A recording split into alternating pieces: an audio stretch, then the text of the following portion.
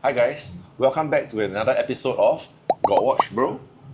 Today I'm joined by a special guest, friend of mine, Nob, and he's a Hello. long-time collector of watches. Yeah. Maybe you can share a little bit about yourself, your watch collecting journey, how you got into it. Yeah, been collecting for 16, 17 years so far. I remember, you want to see watches, you have to go and check on websites, and you want to buy watches, you usually buy them from forums and stuff like that.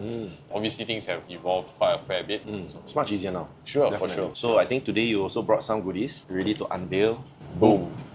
Actually, there are 4 wonderful pieces, Yes. one's on your wrist. Yeah. You want to take us through the introduction of these pieces and maybe the brands? I mean, we got Bvlgari here, which is a very well-known jewelry brand, but I think in the last maybe 10 years has really gotten very serious into horology. Then of course you got MB&F. I've got a grill of mine that's here. LM Perpetual in Salmon. I would say the OG in terms of independent brands, the ones that really made it very successful in the last 20 years. We have, I would say, more of a deep cut from Japan, Otsuka Lotec. I would say sought after now. Okay, not to forget AP. So yeah, I was really big on AP for probably 6-7 years. The hype started going a little bit too crazy. I know a lot of collectors probably felt they couldn't keep up. So maybe we can dive a little bit deeper into each of these brands. Sure. Let's start with MB&F. What I love about the brand is really the founder, Max Boucher. He kind of really set the tone and the blueprint for successful independence. What I think he does so well is he recognizes who passionate collectors are. Okay. Yeah, he understands the reality Yes, of exactly. the watch collecting landscape, right? Because Exactly. we all have a finite